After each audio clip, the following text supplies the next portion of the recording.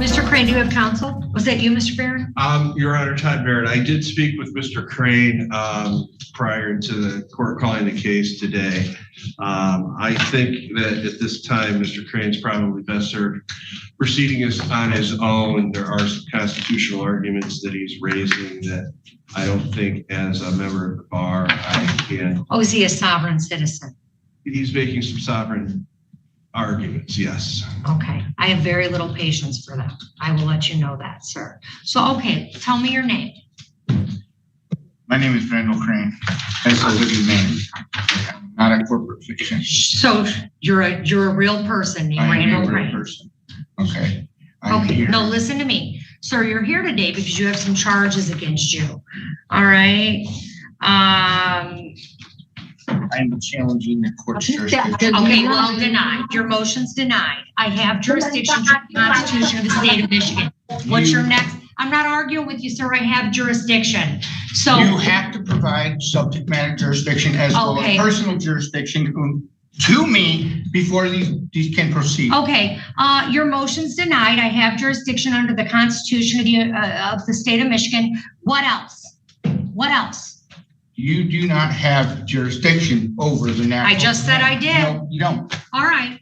All right. So, sir, do you want to proceed on these cases and talk to the prosecutor? Don't look on your phone while you're talking to me. If you my notes are on. No, you listen to me. If you don't know your sovereign citizen arguments well enough to come up here and say them, I can tell you can't have I can tell you can't have a phone in here.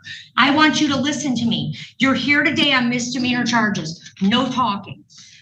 You're brought into court. You've already been arraigned. You have a charge of interfering with police officers in the while they're doing official business. That's a misdemeanor, punishable by up to 90 days in jail and a fine of up to $500.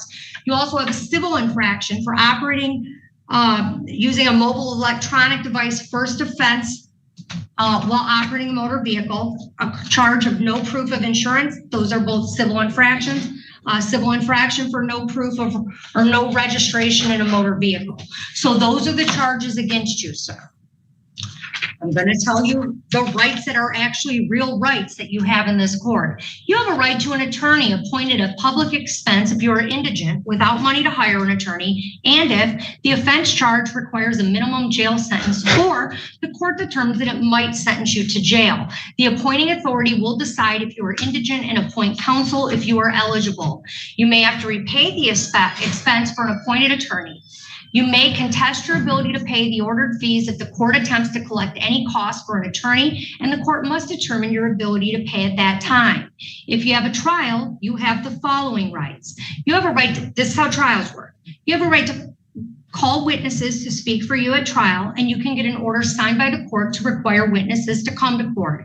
You have a right to see, hear, and question all witnesses against you at trial. You have a right to be a witness for yourself or to remain silent. If you chose not to be a witness on your own behalf, the prosecutor could not comment on your refusal to testify. Lastly, you have a right to be presumed innocent unless you are proven guilty beyond a reasonable doubt.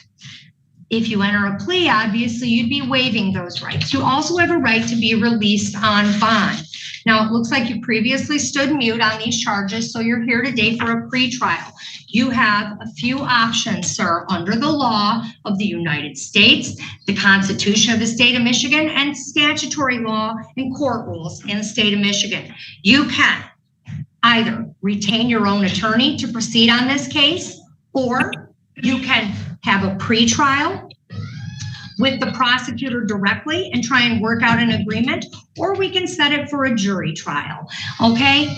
Those are your options. You can get an attorney, use a court appointed attorney, but you understand that attorneys have an obligation to follow the law and not make frivolous arguments, which is what you want to make today. And if an attorney makes those arguments on your behalf, I could sanction them.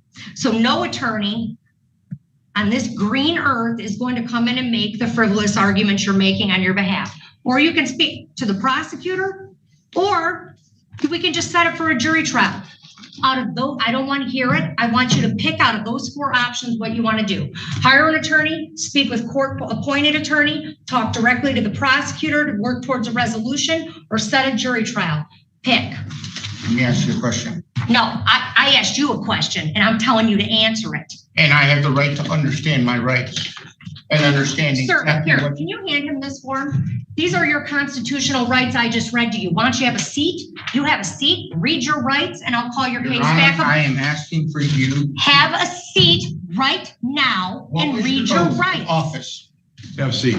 Have a seat right now and read your rights, sir. If you don't understand them, read them. I move for this court to dismiss. Have a seat. Okay, next case. This is 2514260T, the People versus Diana Buchanan.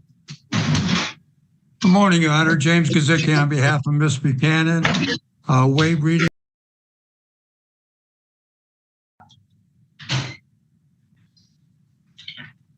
Mr. Crane, did you have a chance to go over your constitutional rights that I provided to you?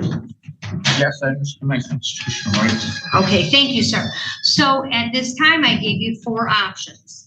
Would you like to retain your own attorney? Would you like to speak with House counsel and have an appointed attorney? Would you like to meet directly with the prosecutor? Or would you like to set the matter for jury trial?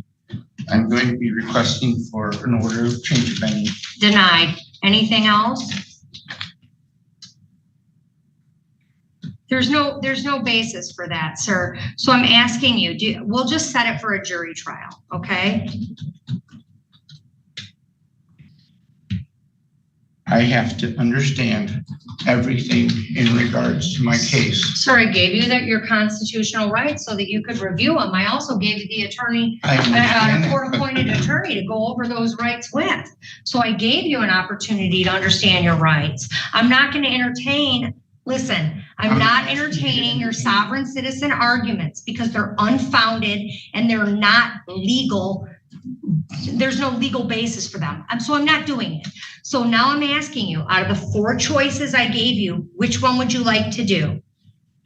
I am required to understand everything in regards to my case, including subject jurisdiction matters. All right, well, you could do your research. I'm setting this for a jury trial. We'll see you back for your jury trial on November 14th of 2025 at 9:00 a.m. I really recommend you retain an attorney prior to that date, sir, because I know I'm going to tell you what you're not going to do: waste the citizens of Taylor's time with your nonsensical arguments. You're going to come in, you're going to try your case.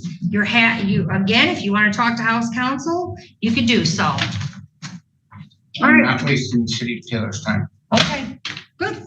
We'll see you on your trial date. Have a good day.